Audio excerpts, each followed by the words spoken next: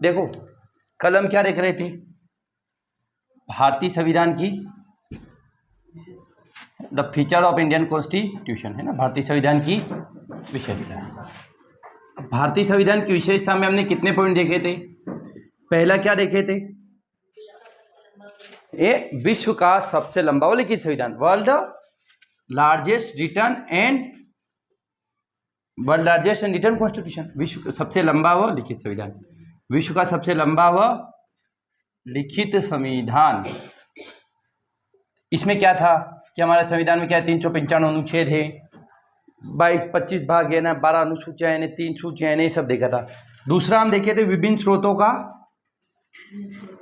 है ना मिश्रण, विभिन्न स्रोतों का, या हमने अलग अलग देशों से क्या लिया है, इसमें हमने अमेरिका से क्या लिया ये देखा था, ब्रिटेन से क्या लिया है, भारत शासन अधिनियम 1935। देखो हमने कहाँ कहाँ से लिया अधिकतम चीजें, गवर्नमेंट ऑफ इंडिया 1935, हाँ 1935 में से 250 प्लस आर्टिकल लिए है ना। ब्रिटेन मतलब इंग्लैंड, यूएसए अमेरिका, कनाडा,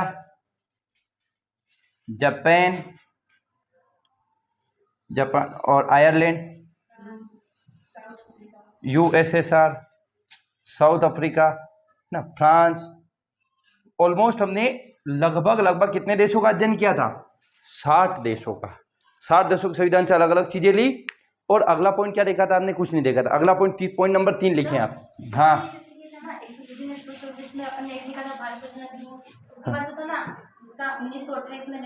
हाँ, नेहरू रिपोर्ट से तो एक स्वतंत्रता का विचार लिया कि हम आजाद होंगे, और एक मौलिक अधिकारों का विचार मौलिक अधिकारों में बात कही गई पहली बार, लेकिन मौलिक अधिकारों को लिया कहाँ से?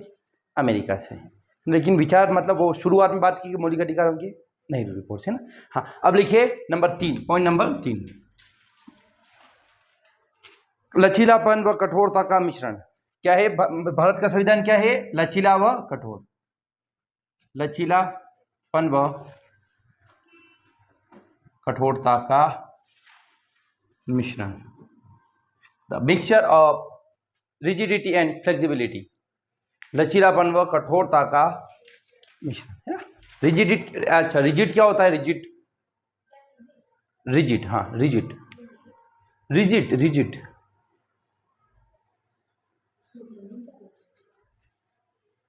लचीलापन, अच्छा रिजिड मतलब कठोरता, और फ्लेक्सिबल मतलब एक सर होते हैं गणित वाले, होमवर्क नहीं किया तो धुआं निकाल देंगे, और एक होते हैं जो बोले वाह ठीक है कल करके आ जाना, आज नहीं किया। लचीला मतलब जो चूक जाए, या जो मतलब फ्लेक्सिबल रहे। जैसे आप मान के चले, बांस की लकड़ी जब गिरी रहती है तो वो क्या रहती है? लचीली। पर जब वो सूख जाता है तो क्या होता है? करो तोड़ोगे टूट जाएगा। लेकिन जब गीली रहती है उसको क्या करते हैं? पत्थर रख के सीधा करते। तो लचीला मतलब जिसमें बदलाव हो जाता हो, और कठोर मतलब जिसमें बदलाव, कठोर मतलब भाटा, खोपड़ी फूट जाएगी पर वन फूटेगा, है ना। तो भारत का संविधान क्या लचीला है या कठोर है? दोनों है। क्योंकि हम किस देश के? गौतम बुद्ध के देश के, और गौतम बुद्ध क्या है? मध्यम मार्ग अपनाते थे। अमेरिका का संविधान दुनिया का सबसे डिफिकल्ट संविधान है, कठोर है, बदलता नहीं। सबसे आसान किसका है? ब्रिटेन का, क्योंकि वहां लिखा ही नहीं है। कस्टम कोई भी नियम चल रहे वो कानून बन जाएंगे। और भारत का संविधान में आसान भी और मुश्किल भी है। तो अब लिखेंगे आप भारतीय संविधान में, इसमें भारतीय संविधान में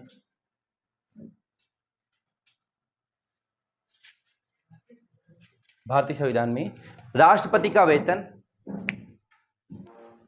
का वेतन, नागरिकता। भारतीय संविधान में द सैलरी ऑफ प्रेसिडेंट, राष्ट्रपति का वेतन, नागरिकता सिटीजनशिप, न्यायाधीशों की संख्या में बढ़ोतरी,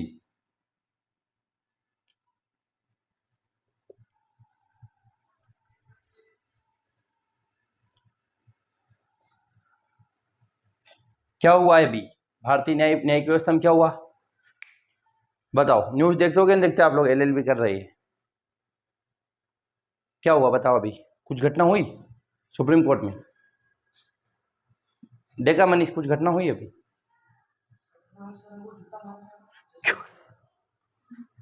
ऐसी घटना नहीं, राष्ट्रपति ने न्यायाधीशों की संख्या 33 से बढ़ाकर 37 कर दी। ऐसी घटना, पहले कितनी 33+1, अब 37+1 मतलब 36+1 हो गई है ना। अब कितनी हो गई, 33 की जगह 37 कर दिए, 4 न्यायाधीश बढ़ा दिए। ये पूछ रहा हूँ जूता मारा था तो अपने क्या काम, जूता मारा, खाड़ा मारा, कुछ भी मारा नहीं, तो बहुत सारा चलता रहता है, इसमें क्या है। हाँ, तो न्यायाधीशों की संख्या में बढ़ोतरी, राष्ट्रपति की सैलरी, नागरिकता, इन्हें क्या कर सकते हैं हम, आसानी से बदल सकते हैं इन्हें। हाँ, संसद ही करेगी इन्हें। लिखें आप, इन्हें आसानी से 1/2 बहुमत द्वारा संसद द्वारा बदला जा सकता है, बदला जा सकता है ना, बाय 1 अप है ना, 1 बाय क्या बोलते हैं इसको, 50% majority, 1/2 parliament can change in salary and allowances of the president, the number of जजों की संख्या, और प्रोविजन रिलेटेड टू सिटीजनशिप। अब मुझे ये बताएंगे कि नागरिकता से संबंधित कानून कितनी बार आ चुके हैं अभी तक। How many time came act related to citizenship, या ऐसा क्वेश्चन आया हुआ है कि भारत में पहली बार नागरिकता का कानून कब आया था, ये क्वेश्चन आया हुआ है। भारत में पहली बार नागरिकता का कानून कब आया हुआ है, बोले ही नहीं पता, 1955। लिखें आप, भारत में पहली बार नागरिकता कानून 1955 में आया था। प्रीति लिखना है। हाँ भाई, वो तो 2019 में आया। नागरिकता अधिनियम पहली बार आया था 1955।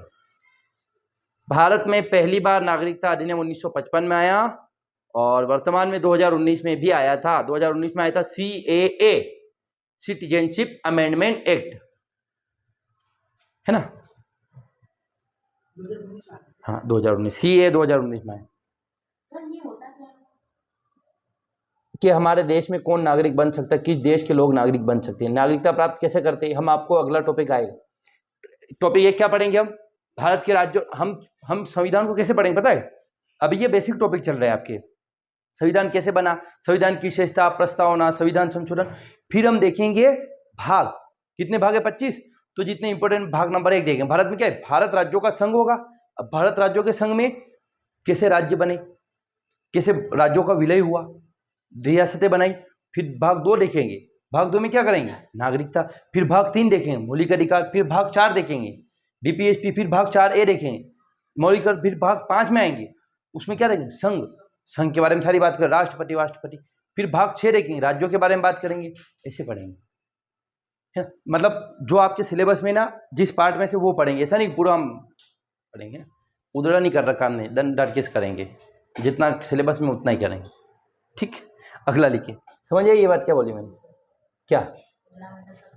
हाँ, उधड़ा मतलब सब करना, और दंड किस मतलब जितना बोले इतना ही करना। हाँ, तो आपने क्या करना, दिन किस करना है, मतलब जितना आपके आ रहा है उतना ही करें, है ना, सिलेबस में।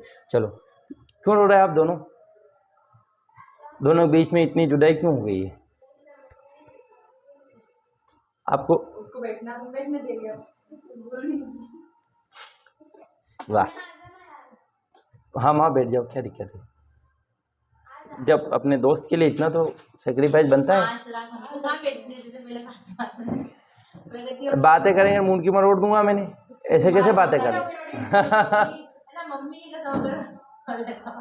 अब मम्मी कसम तो मानते ही नहीं, इनको पता चल गया एक बार मम्मी नहीं मरते कसम से। हाँ, तो देखो, इन संविधान में हम बदलाव कर सकते हैं आसानी से। हम क्या देखा, पॉइंट क्यों देख रहे हैं हम, पहला पॉइंट है लचीलापन। हमारा संविधान लचीला क्यों है, क्योंकि इनको बदल सकता है। क्या है, लचीला इसलिए क्योंकि इनको बदल सकता है। अब लिखिए अगला पॉइंट,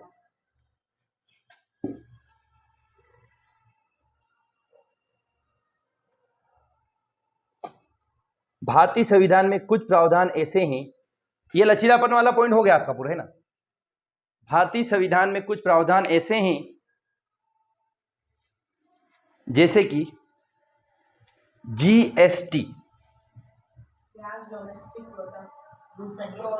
ग्रोस डोमेस्टिक है ना, सकल घरेलू उत्पाद है ना, goods and service tax, GST व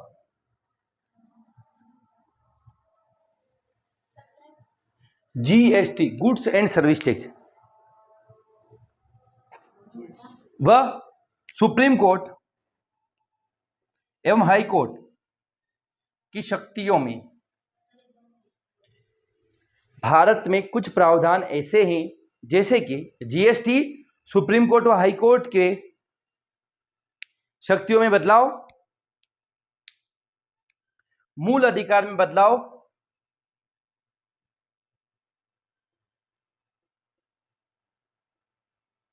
मूल अधिकार में बदलाव, राष्ट्रपति में महाभियोग,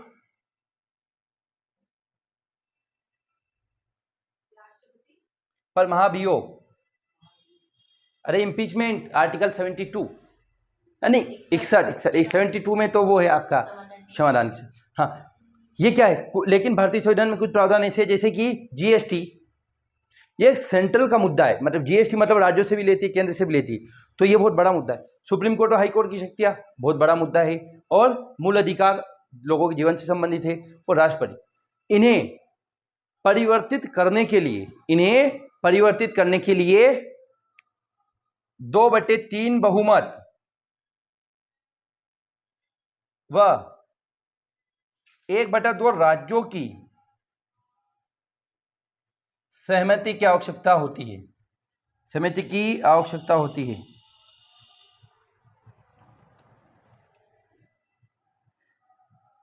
इसका मतलब समझ रहे हैं आप, 2/3 बहुमत मतलब 100 लोग बैठे 66 लोग हाँ करेंगे, लोकसभा में भी और राज्यसभा में।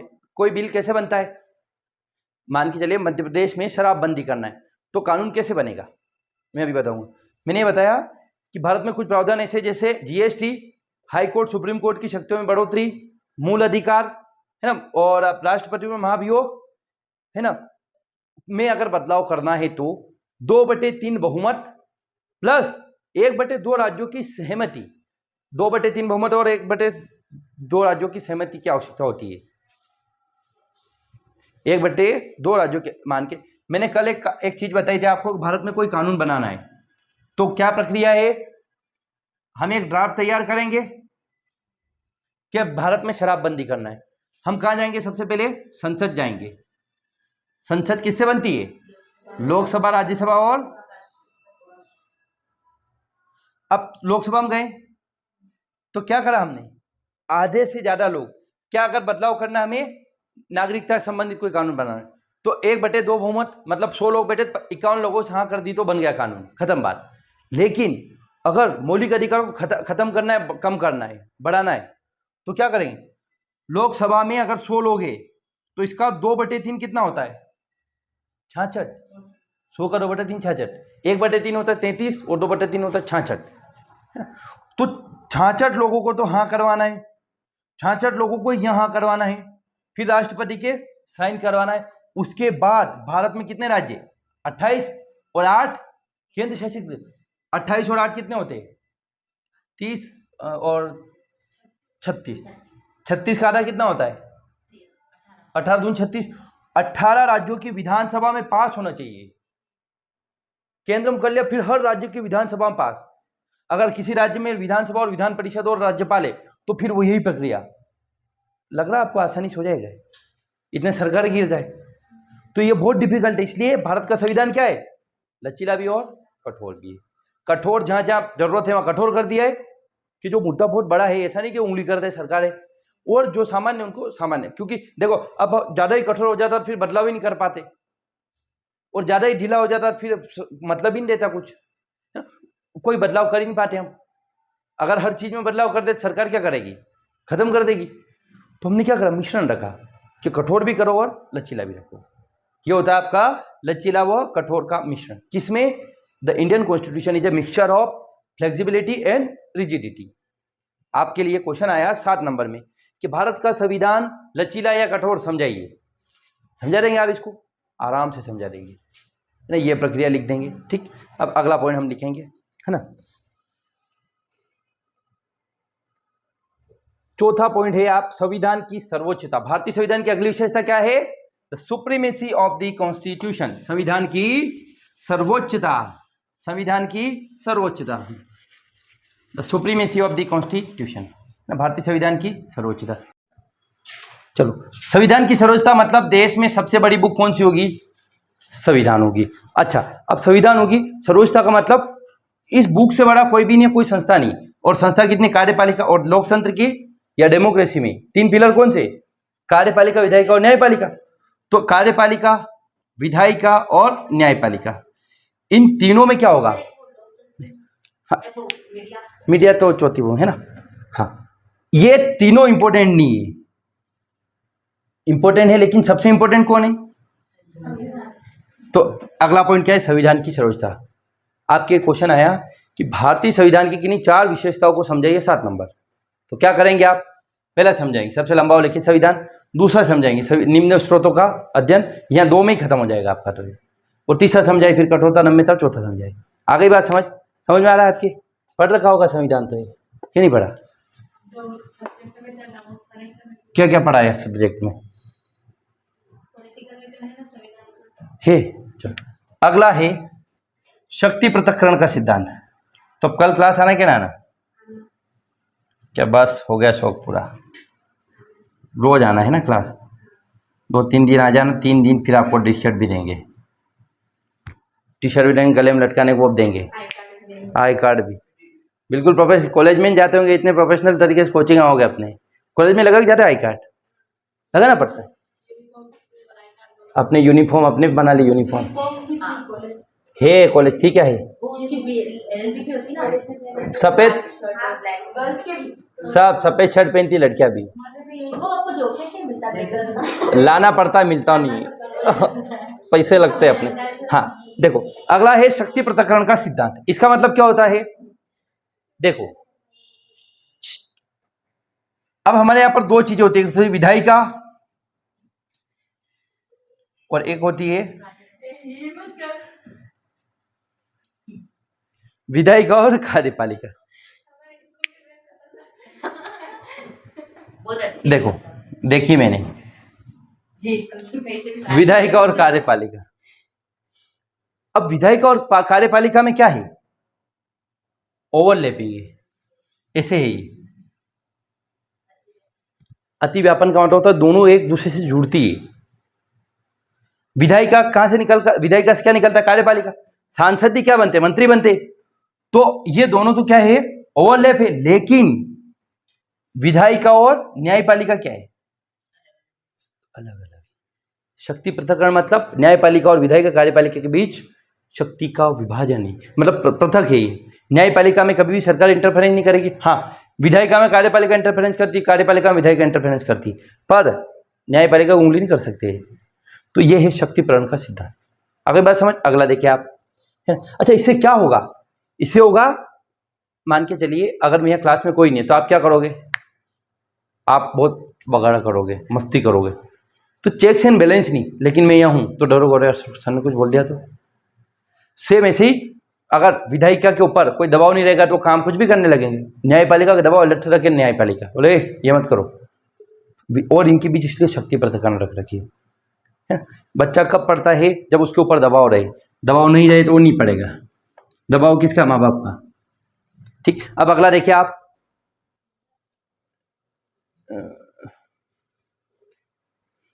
संघात्मक व्यवस्था।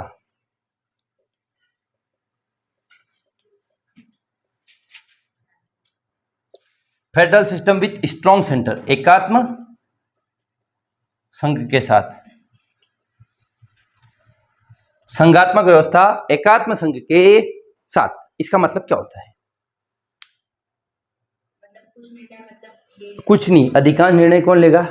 केंद्र सरकार। मजबूत कौन है? केंद्र सरकार। हाँ, राज्यों को ऐसा लगता है कि उनके पास भी आजादी है, जैसे कि आपको लगता है कि होता वही जो आप लोग चाहते हैं, लेकिन होगा क्या जो हम चाहेंगे? ऐसा नहीं होता है। पूछा मैंने कैसा लग रहा है टी शर्ट, कैसा लग रहा है आई कार्ड, लेकिन तय कौन सा हुआ? जो मैंने भेजा नहीं है। आप लोगों से पूछा उसके बाद नहीं बदलाव किया। बस ऐसे कंफ्यूज होते हैं जीवन में। चलो, तो संघात्मक व्यवस्था का मतलब क्या होता है?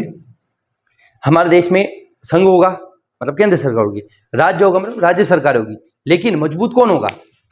एकात्म संघ। एकात्म संघ मतलब आपने राहुल गांधी जी का नाम सुना होगा, मोदी जी का नाम सुना।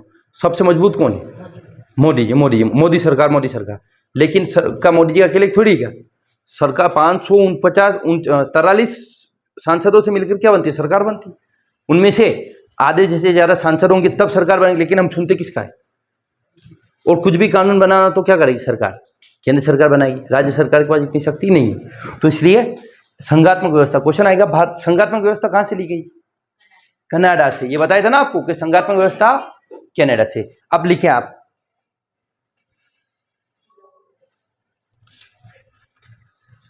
शक्तियों का पृथक्करण किया गया है। लिखे आप, इसमें पहला पॉइंट लिखे इसके, ये संघात्मक व्यवस्था कैसे है ना। तो पहला पॉइंट है आपका इसका शक्तियों का पृथक्करण। इसका मतलब क्या होता है? हाँ, राज्य सरकार को भी कुछ पावर दिए गए, लेकिन ज्यादा पावर किसके पास है?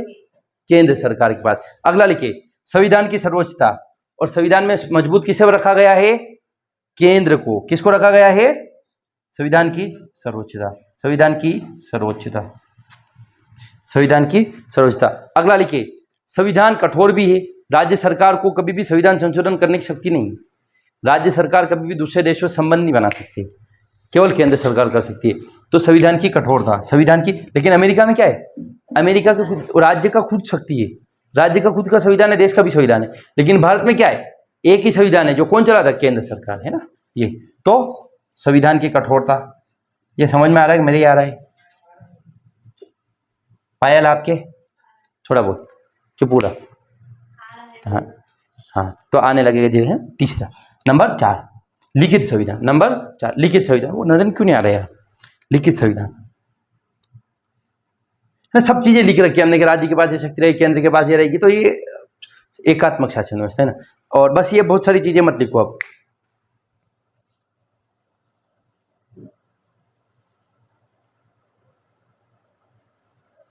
सॉरी, ये जो पॉइंट थे ना, ये सब पॉइंट कौन से पता है? ये संघात्मक पॉइंट है। संघात्मक का मतलब क्या होता है? पावर दोनों के पास है, राज्य और केंद्र के पास, है ना। क्योंकि संविधान की सर्वोच्चता मतलब संविधान में राज्यों को भी सर्वोच्चता दी गई है और केंद्र को भी। अब हम देखिए एकात्मक, हमने देखा ना कि एकात्मक केंद्र के संघ के साथ। तो अब एकात्मक क्वेश्चन आ सकता है कि भारत, एक क्वेश्चन लिख के लाना 7 नंबर, भारतीय संविधान की या भारतीय संविधान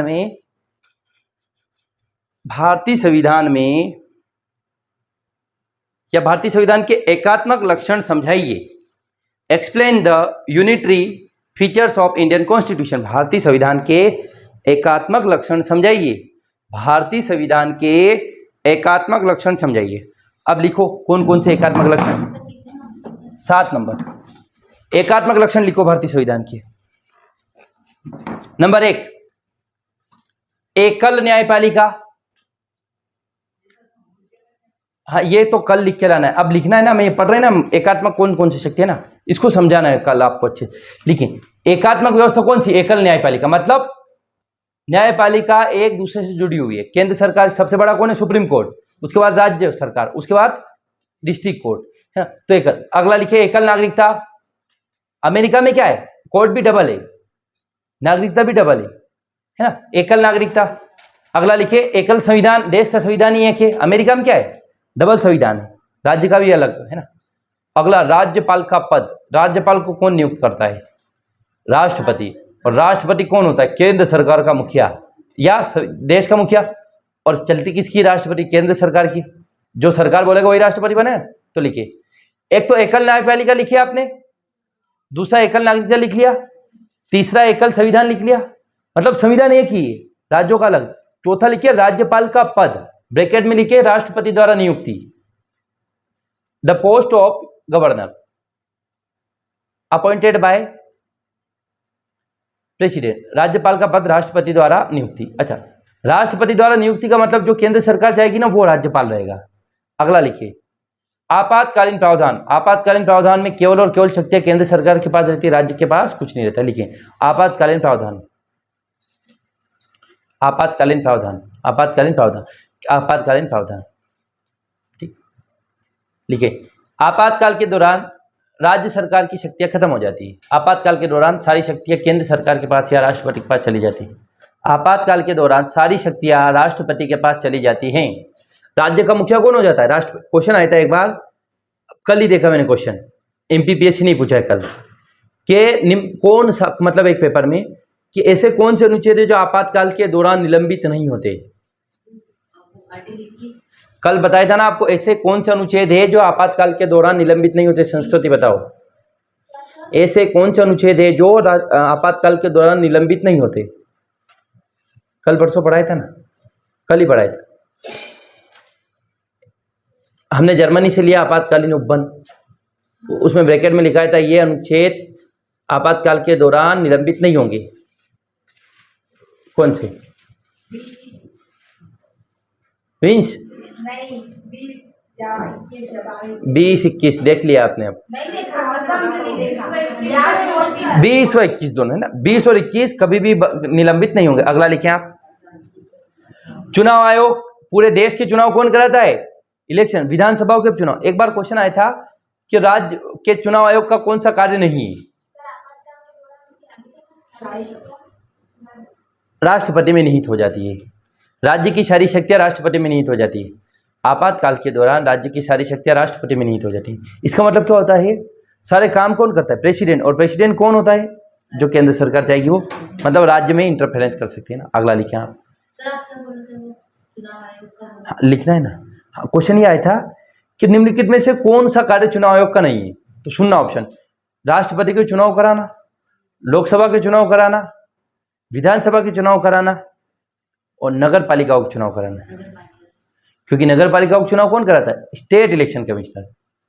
एक बार ये भी आया था, राज्य निर्वाचन आयोग का कौन सा कार्य नहीं है? ऑप्शन सुनना आपको, क्या है, कौन सा कार्य नहीं है राज्य निर्वाचन आयोग का? नगर पालिकाओं के चुनाव कराना, नगर निगम के चुनाव कराना और ग्राम पंचायत के चुनाव कराना, और अगला था आपका विधानसभा का चुनाव कराना। लोगों का दिमाग खराब करो, विधानसभा का भी राज्य कराएगी? नहीं, विधानसभा कौन कराता है? चुनाव आयोग भारत। तो लिखिए आप, भारत का चुनाव आयोग पूरे देश की विधानसभा व संसद के चुनाव करवाता है।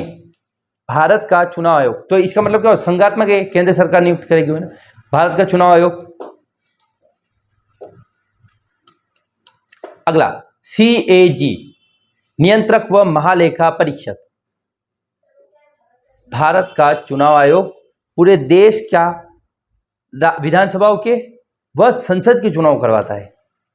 मतलब जो केंद्र सरकार नियुक्त करती है, केंद्र सरकार में बेटा दिल्ली बैठे रहते हैं, वो पूरे देश में चुनाव कराते। मतलब ये भी क्या शक्ति है? एकात्मक शासन है। भारत का चुनाव आयोग पूरे देश के विधानसभाओं व संसद का चुनाव करवाता है ना। आपने बना रखे नोट्स है ना। अगला, नियंत्रक व महालेखा परीक्षक पूरे देश की ऑडिटिंग करता है। राज्यों की सबकी कौन? CAG। किस आर्टिकल में?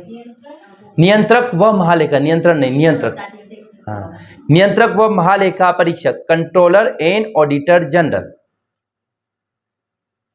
Controller and auditor general, Bharat के नियंत्रक व महालेखा परीक्षक क्या करते हैं? पूरे देश की ऑडिटिंग करते हैं। सारे देश की ऑडिटिंग कौन करते हैं? CAG। बस। अगला लिखें आप, भारतीय संविधान की अगली विशेषता।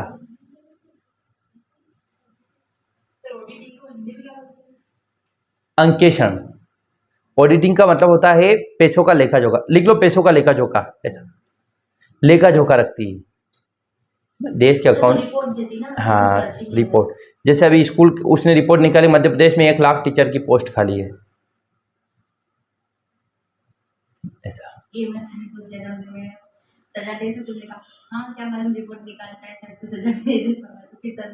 नहीं, वो तो खाली रिपोर्ट देता है। सजा क्यों देगा? ये बताता है। चलो अगला लिखेंगे आप, सार्वभौमिक वयस्क मताधिकार, यूनिवर्सल एडल्ट फ्रेंचाइजी।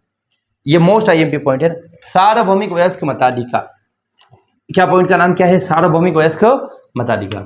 7वां पॉइंट क्या है? देखो ये अगर 10 नंबर में आए तो भी लिख लेंगे ना, भारतीय संविधान की विशेषता आप लोग, है ना। सार्वभौमिक वयस्क मताधिकार, सार्वभौमिक, और लिखना शुरू कर देना आपको, वयस्क।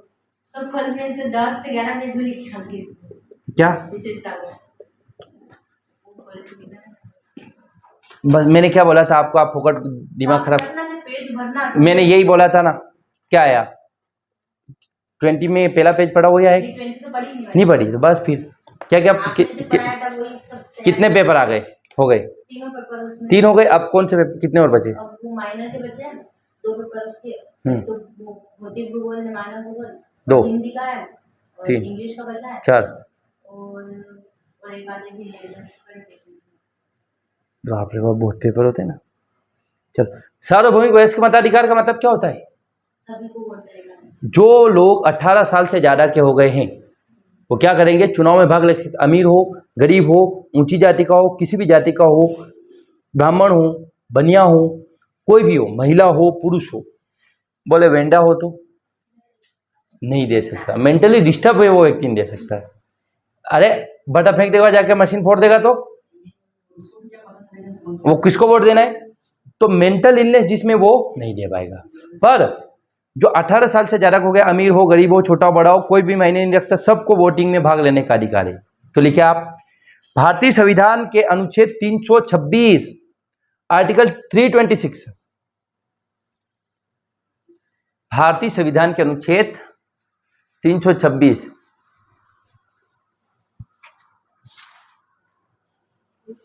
में सार्वभौमिक वयस्क मताधिकार का प्रावधान है। पानी बोतल दो। सार्वभौमिक वयस्क मताधिकार का प्रावधान है भारतीय संविधान के अनुच्छेद 326 में। सार्वभौमिक वयस्क मताधिकार का प्रावधान है, जिसके अनुसार भारतीय संविधान के अनुच्छेद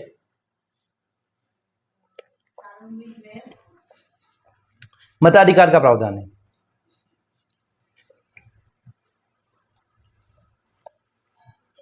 जिसके अनुसार 18 वर्ष से अधिक आयु का कोई भी व्यक्ति मत दे सकता है। जिसके अनुसार 18 वर्ष से अधिक का कोई भी व्यक्ति मत दे सकता है।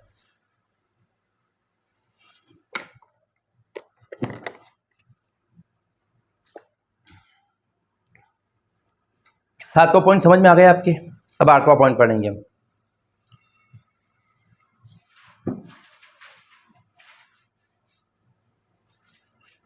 सार्वभौमिक वयस्क मताधिकार का मतलब क्या होता है?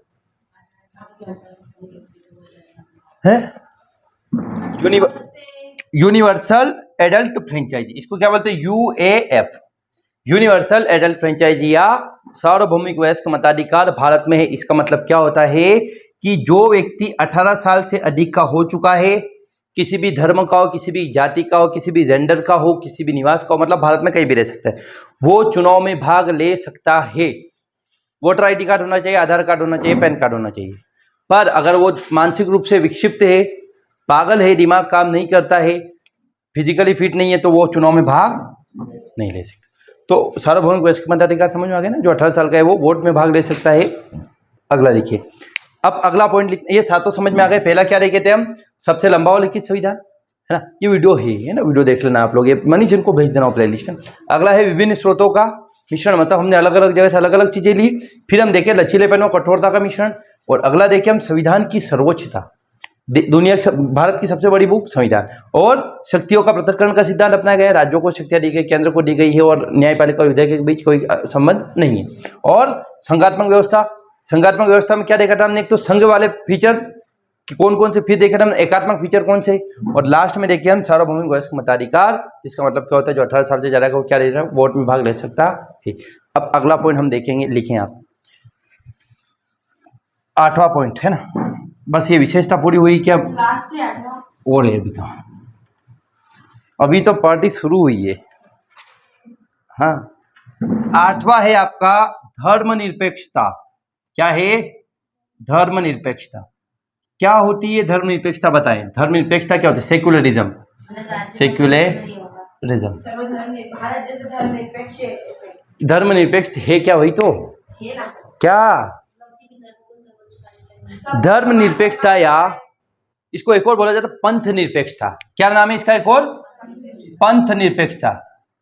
धर्मनिरपेक्षता या पंथ निरपेक्षता क्या होती है कि there is no official religion of state, राज्य का कोई भी औपचारिक धर्म नहीं होगा। क्या होगा? राज्य का कोई भी औपचारिक धर्म नहीं होगा। राज्य का कोई औपचारिक धर्म नहीं, औपचारिक धर्म नहीं होगा। दैट मीन्स इसका मतलब ये है कि राज्य सभी धर्मों का बराबर बराबर सम्मान करेगा, हिंदू मुस्लिम सिख ईसाई सबका। राज्य के लिए मतलब सरकार के लिए, मोदी जी के लिए सब बराबर है, किसी भी धर्म का हो किसी भी जाति का हो। ये होता है धर्मनिरपेक्षता। आगे बात समझ में क्या है कि राज्य का कोई ऑफिशियल धर्म नहीं होगा, है ना। पाकिस्तान क्या है, धर्मनिरपेक्ष नहीं है, वो क्या है, धार्मिक राज्य। धार्मिक का मतलब क्या होता है, कोई उस राज्य का एक धर्म घोषित कर देना। जैसे पहले नेपाल हिंदू राष्ट्र था, बांग्लादेश का है मुस्लिम राष्ट्र है, पाकिस्तान मुस्लिम राष्ट्र है, वो होता है धार्मिक राष्ट्र, कट्टरपंथी राष्ट्र। लेकिन भारत क्या है, धर्मनिरपेक्ष राष्ट्र। आ गया समझ में, ठीक। अब देखिए आप लिखे, आप धर्मनिरपेक्षता ये होती है कि मतलब भारत का, अब धर्मनिरपेक्षता भी दो प्रकार की होती है ना। एक होती है सकारात्मक धर्मनिरपेक्षता और एक होती है नकारात्मक। सकारात्मक धर्मनिरपेक्षता का मतलब क्या होता है बताएं? नहीं, सकारात्मक धर्मनिरपेक्षता है भारत की। भारत में कौन सी धर्मनिरपेक्षता है? और नकारात्मक कहाँ है? नहीं, अमेरिका में और आपके फ्रांस में, कनाडा में। देखो, सकारात्मक धर्मनिरपेक्षता का मतलब यह होता है कि अगर धर्म में कोई त्रुटि है या धर्म में कोई ऐसी चीज है जो मानव भावना के अगेंस्ट है, तो उसमें राज्य सरकार क्या कर सकती है? इंटरफेरेंस कर सकती है। इसका सबसे अच्छा उदाहरण है केरल का सबरीमाला मंदिर केस। क्या है? केरलम का सबरीमाला। सबरीमाला एक मंदिर था, है मतलब केरल में। उस सबरीमाला मंदिर में महिलाओं का जाना प्रतिबंधित था। महिलाएं नहीं जा सकती, क्यों? क्योंकि महिलाओं के पीरियड आते। पंडित जी ने बोल रखा था, वहां की एक ऐसी व्यवस्था थी कि यहाँ पर महिलाएं नहीं जाएगी। केस लगा दिया लोगों ने, बोले ये कैसी बात हुई, नेचुरल चीज है। तो फिर सरकार ने क्या करा? इंटरफेरेंस करा, भारतीय सरकार ने, और बोला कि यहाँ पर महिलाएं जा सकती है। मतलब भारत की धर्मनिरपेक्षता कौन सी है? खराब चीज थी उस धर्म में, तो उसको हमने सुधारा। मुस्लिम धर्म में तलाक तलाक तलाक 3 तलाक बोलते थे, तो सरकार ने कानून बना दिया और क्या करा उसको, कि बोले तलाक देके किसी की जिंदगी से बर्बाद नहीं कर सकते। और अमेरिका में अब एक होती है नकारात्मक पंथ निरपेक्षता या धर्म निरपेक्षता, नेगेटिव सेकुलरिज्म। अमेरिका में आप गए, बोले मंदिर नहीं जाने दे रहे, बोले अपना मंदिर दूसरा बना लो। मेनू की सरकार ने क्या बोला? बोले वो नहीं जाने दे रहे, बोले दूसरा बना लो। कि हम दूसरा क्यों बनाए, मैं यही जाना है। तो बोले मत जाओ, जाना है तो लड़ लो। ये मतलब नकारात्मक का मतलब कोई मतलब नहीं। धर्मनिरपेक्षता मतलब उनको उंगली करने कोई अधिकार नहीं, कि बोले नहीं वो अपने हिसाब, मंदिर का अपना काम है वो देखेंगे। ये होती है नकारात्मक धर्मनिरपेक्षता। सकारात्मक मतलब सरकार इंटरफेरेंस कर सकती, नकारात्मक सरकार कुछ भी हाथ नहीं लगाएगी। आगे बात समझ, तो ये होती धर्म। भारत में क्या है? सकारात्मक धर्मनिरपेक्षता, लेकिन इन देशों में क्या है? नकारात्मक धर्मनिरपेक्षता। सब केरल का नाम केरलम हो गया आजकल। केरलम का सबरीमाला मंदिर विवाद, जिसमें महिलाओं को मंदिर में जाने से रोका गया था, लेकिन बाद में सुप्रीम कोर्ट के कहने पर सरकार ने क्या करा? बोल दिया कि हाँ आप जा सकती है महिलाएं भी, है ना। ये याद रखना, बाकी आएगा क्वेश्चन। मतलब पश्चिमी धर्मनिरपेक्षता बोलते हैं ना इसको, नकारात्मक को है। हाँ, ये इसको पश्चिमी नकारात्मक। ये देखो, सकारात्मक मतलब भारतीय धर्मनिरपेक्षता और इसको पश्चिमी धर्मनिरपेक्षता।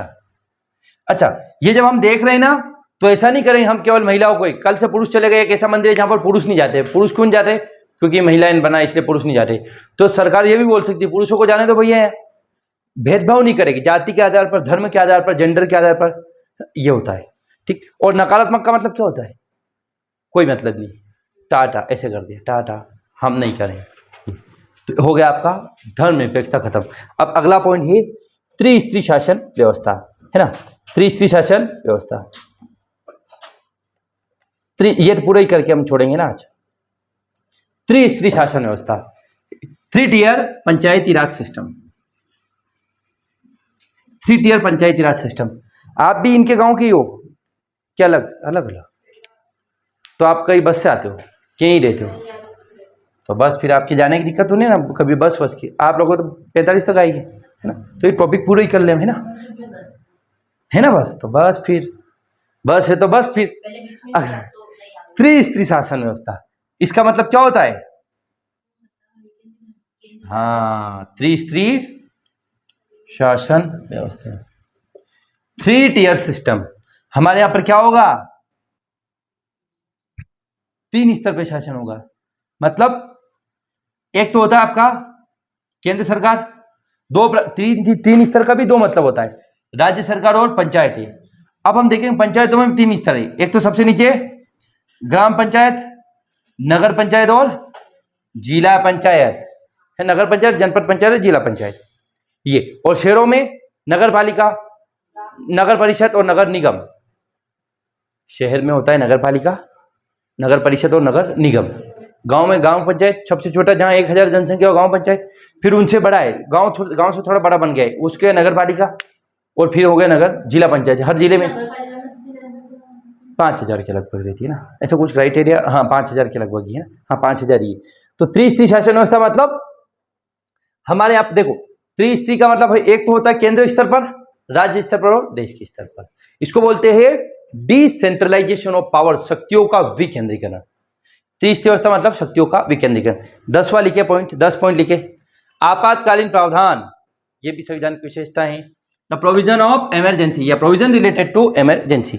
आपातकाल मैंने आपको क्या बताया था, देश में कितने प्रकार के आपातकाल लगते हैं? 3। Very good. आपातकालीन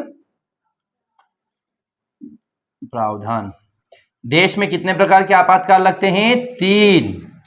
क्यों लगते हैं? जब परिस्थितियां विपरीत हो जाएं, देश की परिस्थितियां विपरीत हो जाए या कोई दिक्कत आ जाए, कोविड-19 आ गया, युद्ध आ गए, तो हमारे यहाँ पर 3 प्रकार के, कितने प्रकार के? 3। कौन से? आर्टिकल 352, आर्टिकल 300 और आर्टिकल 360। 352 में क्या है? National emergency. 356 में राष्ट्रपति शासन और 360 में वित्तीय आपात। अब मुझे ये बताएंगे भारत में अब तक वित्तीय आपात कितनी बार लगा है? 0। भारत में अब तक वित्तीय आपात नहीं लगा। वित्तीय आपात का मतलब मैंने आपको बताया था, फॉरेन एक्सचेंज खत्म हो जाए, पैसा खत्म हो जाता है आपका। और भारत में राष्ट्रपति शासन कितनी बार लगा है? 500 बार से भी ज्यादा लग गया है, बहुत बार लगता है, राष्ट्रपति शासन लग जाता है। भारत में राष्ट्रीय आपात कितनी बार लगा है? 3 बार, 1962, 65, 71 है ना, 62, 65 और 71। 1962, 65 और नहीं, 1962, 65 और 75 है। 75 में, 71 में तो वो बना था बांग्लादेश। 1962, 65 और 75। 1962 में चाइना से युद्ध हुआ, 65 में पाकिस्तान से युद्ध हुआ और 75 में इंदिरा गांधी ने इंटरनल डिस्टर्बेंस के नाम पे लगा दिया। तो आपके लिए क्वेश्चन आया कि भारत में अब तक कितनी बार राष्ट्रीय आपात लग चुका है? 3 बार, 1962 में, 65 में और 75 में। पंजाब में पेप्सू, कल उस दिन बताया था सही मैंने, PEPSU Punjab and east Patiala state है ना। पहली बार राष्ट्रपति शासन का लगा था, ये क्वेश्चन भी आया हुआ है और ये बताया था मैंने उस दिन। आप लोग आए थे ना, डिम्पल नहीं आए थे, आप लोग आए थे, बताया था पेप्सू पहली बार राष्ट्रपति शासन Punjab and east Patiala United state, ऐसा कुछ था। अगला लिखिए, अगला पॉइंट है आपका पॉइंट नंबर 11, स्वतंत्र व एकीकृत न्यायपालिका।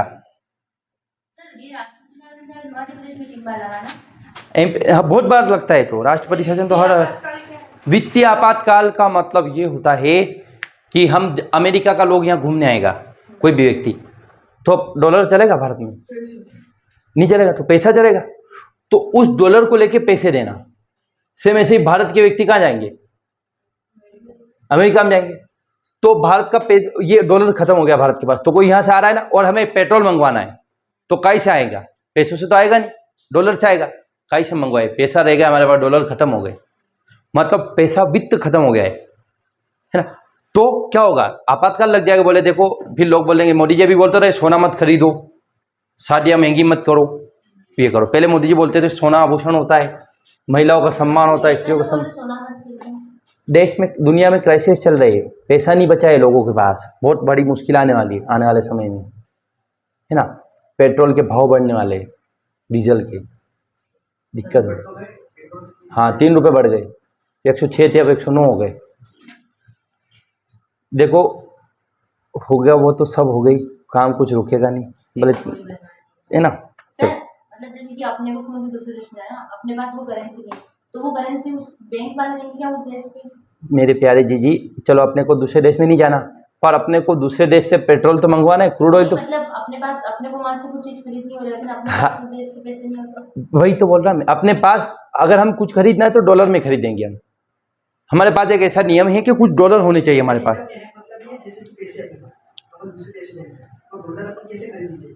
बैंक में जमा कराओ, बैंक वाले आपको पैसे ले लेंगे, डॉलर दे देंगे। हाँ, जैसे अमेरिका का व्यक्ति आएगा ना तो आपको डॉलर दे देगा, पैसे चेंज कर लेगा भारत सरकार में। दिल्ली मुख्यालय में जाएगा, प्लेन से उतरेगा, वहाँ एक्सचेंज होने का होता है। ये हो गया। चलो, स्वतंत्र एकीकृत न्यायपालिका अगला। सर, $1 में कितने पैसे हो जाते हैं? 93 रुपए। हाँ, पहले अमेरिका का 1 रुपया अपने 93 रुपए बराबर है। सही बात समझ। पहले अपना 1 रुपया बहुत ज्यादा था अमेरिका की तुलना में। पहले ये अपने 1 रुपये में 3-4 डॉलर होते थे 1950 तक ने, फिर अब देखो 70 रुपये मैंने देखा डॉलर, 93 हो गए और आने वाले समय में और बढ़ेगा। स्वतंत्र यहाँ पैसे मतलब कम है, क्या ज्यादा है, उनके पैसे की वैल्यू ज्यादा है, पैसे ज्यादा नहीं है, है? हाँ, मतलब वैल्यू ज्यादा है ना। चलो लिखो, स्वतंत्र व एकीकृत न्यायपालिका। स्वतंत्र व एकीकृत न्यायपालिका, इंडिपेंडेंट एंड इंटीग्रेटेड जुडिशरी। इसका मतलब क्या होता है, हमने क्या बताया, पृथक्करण का सिद्धांत, मतलब न्यायपालिका, विधायिका और कार्यपालिका में शक्तियों का विभाजन अलग अलग है, दोनों एक दूसरे से रिलेटेड नहीं है। और एकीकृत का मतलब क्या होता है, अगर हमारे संविधान में न्यायपालिका की क्या प्रावधान है, सबसे ऊपर कौन है, उसके बाद डिस्ट्रिक्ट कोर्ट या सेशन कोर्ट, बस। अगर आपको कोई भी दिक्कत आई, मियाँ बीवी के लड़े हो गए, भाई बहन के लड़े हो गए, तो कहाँ जाएंगे, अगर यहाँ सेटिस्फाई नहीं हो तो यहाँ, अगर यहाँ नहीं हो तो यहाँ, अगर यहाँ नहीं हो तो खत्म, टाटा बाय बाय पिक्चर, भगवान के वहां, है ना। तो हम पहले यहाँ जाएंगे, ऐसा नहीं है कि यहाँ, हाँ मौलिक अधिकारों को लेकर आप सीधा यहाँ जा सकते हैं, पर हमारे यहाँ पर एक ही सिस्टम है, एक है, ये तीनों एक दूसरे से जुड़े हुए, ये और स्वतंत्र भी है, किसी की इंटरफेरेंस नहीं। स्वतंत्र नहीं होगा तो सरकार क्यों मानेगी इनकी। तो स्वतंत्र एकीकृत न्यायपालिका अगला लिखिए आप। ये समझ में आ रहा है क्या ना आ रहा। और ये स्वतंत्र न्यायपालिका क्या करती है, मौलिक अधिकारों को बचाती है, संविधान के प्रावधानों को बचाती है, ये काम है। और अगला लिखिए मूल अधिकार। मूल अधिकार दिए गए हमें, है ना, मूल अधिकार, फंडामेंटल राइट। अब ये पूरे टॉपिक है ना, न्यायपालिका पूरा एक टॉपिक है मौलिक, इसलिए हम थोड़ा थोड़ा बता रहे, पूरा अच्छे से पढ़ेंगे ना। फंडामेंटल राइट, हमें कितने मौलिक अधिकार, भाग 3 में मौलिक अधिकार कितने दिए गए, 6, और आर्टिकल 12 से 35। तो लिखिए आप, हमें भाग 3 में आर्टिकल 12 से 35 तक 6 प्रकार के मौलिक अधिकार दिए गए। अच्छा, इन मौलिक अधिकारों से क्या होता है, सरकार आपके ऊपर ज्यादा जबरदस्ती नहीं कर सकती, आपको कुछ अधिकार दिए गए। मौलिक मतलब जो जीवन जीने के कुछ बेसिक राइट। हमारे संविधान में भाग 3 में 6 मौलिक अधिकार दिए गए, अनुच्छेद 12 से लगाकर 35 तक। हमारे संविधान में भाग 3 में अनुच्छेद 12 से 35 तक 6 प्रकार के मौलिक अधिकार दिए गए हैं। अगला लिखिए, डीपीएसपी, राज्य के नीति निर्देशक तत्व, डीपीएसपी भाग 4, और ये कितने दिए गए ये नहीं रखना, ये 36 से 51। हमारे संविधान में भाग 4 में अनुच्छेद 36 से 51 तक अलग अलग राज्यों को नीति निर्देशक तत्व दिए गए हैं। भाग 4 में राज्य के कुछ नीति निर्देशक तत्व दिए गए हैं, राज्य को नीति निर्देशक तत्व दिए गए हैं। ठीक, ये आ गया ना समझ में। देखो, मौलिक अधिकार हमें मिले हुए और राज्य के नीति निर्देशक तत्व राज्य को मिले हुए, देश को मिले हुए, केंद्र सरकार को, कि वो ये चीजें हमें दिलाएगी, और मौलिक अधिकार हमें मिलेंगे, और हमें अधिकार मिल गए, सरकार को मिलेगा, हमारे कर्तव्य भी तो है। तो नंबर 14 लिखिए, फंडामेंटल ड्यूटी, मौलिक कर्तव्य, भाग 4A, और आर्टिकल 51A में क्या दिया गया आपका, मौलिक अधिकार। भाग 4A और आर्टिकल 51A में क्या दिया गया आपका, मौलिक कर्तव्य। भाग 4A, भारतीय संविधान के भाग 4A अनुच्छेद 51A में हमें 11 मौलिक कर्तव्य दिए गए। कितने मौलिक कर्तव्य, 11। पहले कितने थे, 10। 11 कौन सा, माता पिता की जिम्मेदारियों की अपने बच्चों को पढ़ाएंगे। अनुच्छेद 51A, हाँ, भाग 4A और अनुच्छेद 51 में मौलिक कर्तव्य दिए गए 11, और 11 मौलिक कर्तव्य कौन सा है, हर माँ बाप की जिम्मेदारी के अपने 6 से 14 वर्ष के बच्चों को पढ़ाएंगे, और सरकार की जिम्मेदारी को वो सरकार फ्री में पढ़ाएगी। हाँ, कहाँ पीछे रह गए आप दोनों, मौलिक कर्तव्य भाग 4A अनुच्छेद 51A, और लास्ट है आपका कुछ स्वतंत्र संस्थाएं। कुछ स्वतंत्र संस्थाएं दी गई जैसे कि CAG, कुछ स्वतंत्र संस्थाएं CAG। अरे ये 15 नंबर का है। कुछ स्वतंत्र संस्थाएं जैसे CAG, controller and auditor general, election commission of India, ये सब हम पढ़ेंगे। UPSC, PSC, ये क्या है, और ECI, election commission of India, CAG, ये हो गया आपका। बस ये हो गया आपके भारतीय संविधान की विशेषता, खत्म, टाटा बाय बाय। अब कल हम क्या देखेंगे, बेसिक स्ट्रक्चर और संविधान संशोधन। 3 टॉपिक पूरे कर चुके हैं हम। कौन कौन से? संविधान सभा पूरा कर लिया है पहले, और उसके बाद थोड़ा बेसिक देखा था हमने कि बोले संविधान क्या होता है, लोकतंत्र क्या होता है ये, और तीसरा क्या देखे हम, संविधान की विशेषता, और चौथा नाम क्या आएगा आपका, भारतीय संविधान का मूल ढांचा, बेसिक स्ट्रक्चर ऑफ टाइम, और उसके बाद अगला आएगा आपका संविधान में संशोधन। अब तक कितने संशोधन हो चुके हैं? 106। इन संशोधनों को हमें पढ़ना है, तो वो कल लेके बंद कर दो ये ब्रेक।